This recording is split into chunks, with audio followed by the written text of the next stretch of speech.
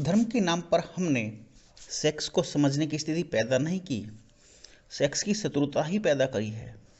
Sex को समझो मत, आंख बंद कर लो और घुस जाओ भगवान के मंदिर में। आंख बंद करके, आंख बंद करके सभी कोई भगवान मंदिर के जा सका है? भला कोई भगवान के मंदिर में आंख बंद करके जा सका है? आंख बंद करके अगर आप भगवान के मंदिर में पहुंच भी गए तो बंद आंख में आपको भगवान नहीं दिखाई देंगे। जिससे आप भाग कर आए हैं वही दिखाई पड़ता रहेगा, आप उसी से बंधे रहेंगे। शायद कुछ लोग मेरी बातों को सुनकर समझते हैं कि मैं सेक्स का पक्षपाती हूं। मेरी बातें सुनकर शायद लोग समझते हैं कि मैं सेक्स का प्रचार करना चाहता हूं। अगर कोई ऐसा समझता हो तो उसने मुझे भी कभी सुना ही नहीं। ऐसा उससे कह देना। इस समय पृथ्वी पर मुझे सबसे ज़्यादा सेक्स का दुश्मन आदमी ही दिखाई देता है, और सेक्स का दुश्मन का आदमी को खोजना मुश्किल है। उसका कारण है कि जो मैं बात कर रहा हूँ अगर वह समझी जा सकी तो मनुष्य जाति को सेक्स के ऊपर से उठाया जा सकता है, अन्यथा नहीं। जिन थोथे लोगों को हमने समझाया कि वे सेक्स के दुश्मन थे, वे सेक्स के दुश्मन नहीं थे। उन्होंने सेक्स में आकर्षण पैदा कर दिया, सेक्स से मुक्ति पैदा नहीं की। सेक्स में आकर्षण पैदा हो गया विरोध के कारण।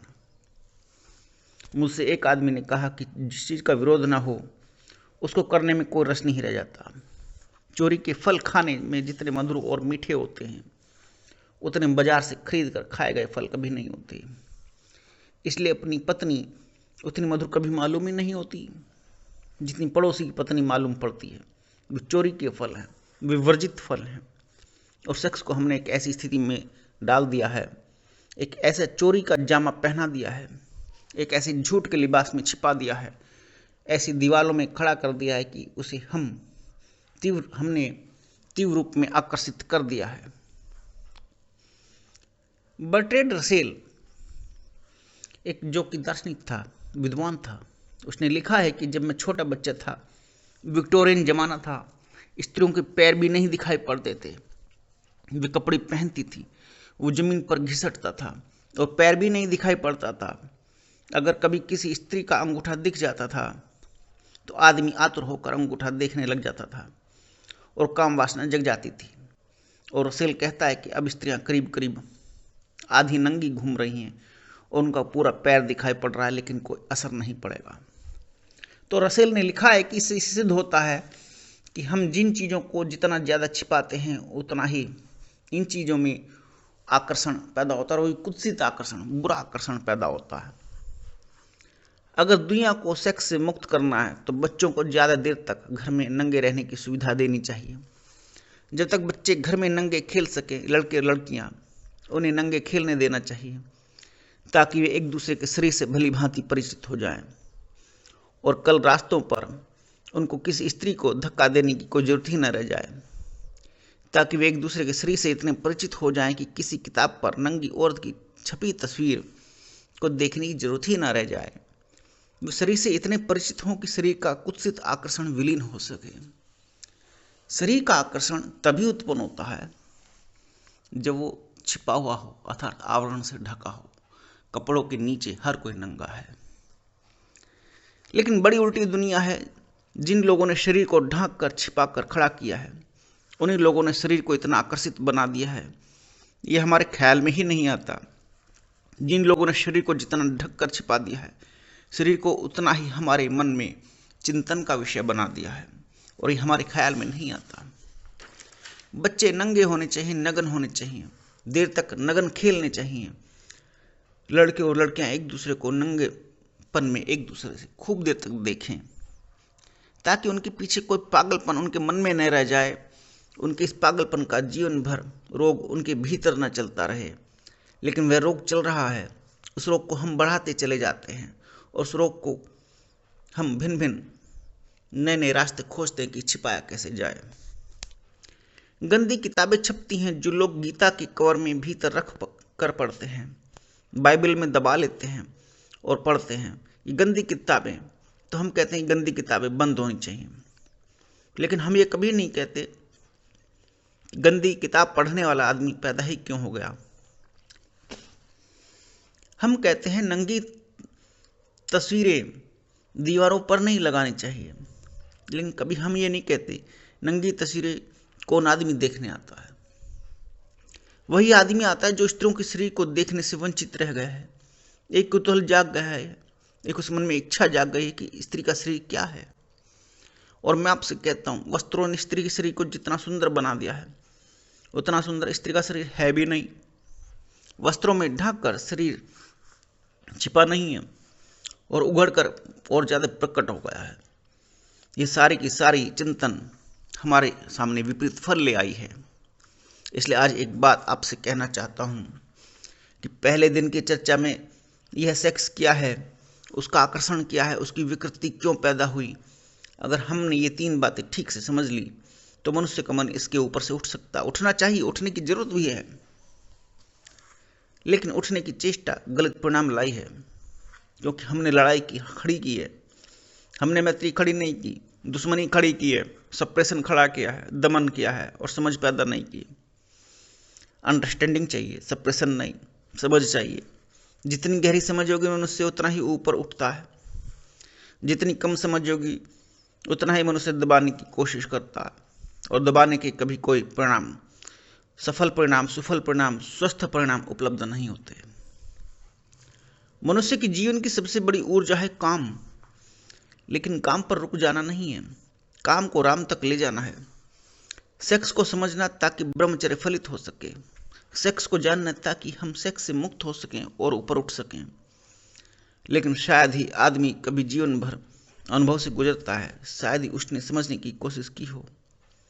संभोग के भीतर समाधि का क्षण भर का अनुभव है, वही अनुभव खींच रहा है, वही अनुभव आकर्षित कर रहा है, वही अनुभव पुकार कर रहा है कि आओ ध्यानपूर्वक उस अनुभव को जान लो, जान ले आना कि कौन सा अनुभव मुझे आकर्षित कर रहा है, कौन मुझे खींच रहा है। और मैं आपसे कहता हूं, उस अनुभव को पाने के सुगम रास्ते हैं, ध्यान, योग, सामयिक प्रार्थना और सब उस अनुभव को पाने के मार्ग हैं। लेकिन वही अनुभव हमें आकर्षित कर रहा है, यह सोच लेना, जान लेना जरूरी है। एक मित्र ने मुझे लिखा कि आपने ऐसी बातें कही कि माँ के साथ बैठी बेटी सुन रही है, बाप के साथ बैठा बेटा सुन रहा है, आपको ऐसी बातें नहीं कहनी चाहिए। मैंने उनसे कहा, आप बिल्कुल पागल हैं। अगर माँ समझदार होगी तो इसके पहले कि बेटी सेक्स की दुनिया में उतर जाए, उसे सेक्स के संबंध में अपने सारे अनुभव समझा देगी, ताकि वे अनजान, अधकचरी और अपरिपक्व सेक्स के गलत रास्तों पर न चली जाए। अगर बाप योग्य है और समझदार है तो अपनी बेटी को और अपनी बेटी को अपने सारे अनुभव देगा, ताकि बेटे और बेटियां गलत रास्तों पर न चले जाएं और जीवन उनके विकृत न हो जाएं। और आज जीवन विकृत हो रहे हैं क्योंकि माँ बाप मुँह छिपा रहे हैं और गूगल जैसी कंपनियां जहाँ पोर्न साइट चलती हैं वहाँ से विकृतियाँ बच्चों के अंदर घुस रही हैं। लेकिन मजा यह है कि न बाप का कोई गहरा अनुभव है, न माँ का कोई गहरा अनुभव है। वे खुद भी सेक्स के तल से ऊपर ही नहीं उठ सके, इसलिए घबराते हैं कि सेक्स की बात सुनकर बच्चे भी इसी तल में न लग जाएं, इसमें न उलझ जाएं। लेकिन मैं उनसे पूछता हूँ, आप किसकी बात कर सुनकर उलझे थे? अपने आप उलझ गए थे या बच्चे भी अपने आप उलझ जाएंगे? यह भी हो सकता है कि उन्हें अगर समझ दी जाए, विचार दिया जाए, बोध दिया जाए तो शायद वे अपनी ऊर्जा को व्यर्थ करने से बच सकें, ऊर्जा को बचा सकें, रूपांतरित कर सकें। रास्ते के किनारे पर कोयले का ढेर लगा होता है। वैज्ञानिक कहते हैं कि कोयला ही हजारों साल में हीरा बन जाता है। कोयले और हीरे में कोई रासायनिक फर्क नहीं रहता, कोई केमिकल भेद नहीं। कोयले के भी परमाणु वही हैं जो हीरे के हैं, कोयले का भी रासायनिक भौतिक संगठन वही है जो हीरे का है। हीरा कोयले का ही रूपांतरित और बदलाव रूप है, हीरा ही कोयला है। मैं आपसे कहना चाहता हूं कि सेक्स कोयले की तरह है, ब्रह्मचर्य हीरे की तरह है, लेकिन वह कोयले का ही बदला हुआ रूप है। कोयले का दुश्मन नहीं है हीरा, वह कोयले की ही बदलाहट है, वह कोयले का ही रूपांतरण है, वह कोयले को ही समझकर नई दिशाओं में ले गई यात्रा है।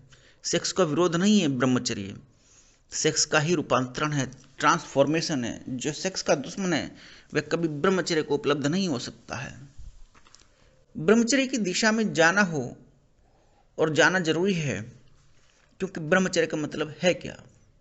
ब्रह्मचर्य का मतलब बस इतना सा ही है कि वह अनुभव उपलब्ध हो जाए, वह जो ब्रह्म की चर्या है, जैसा है, जैसे भगवान का जीवन हो वैसा जीवन उपलब्ध हो जाए।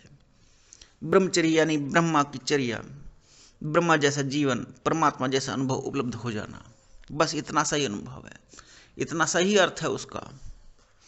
वह हो सकता है अपनी शक्तियों को समझकर रूपांतरित करने से।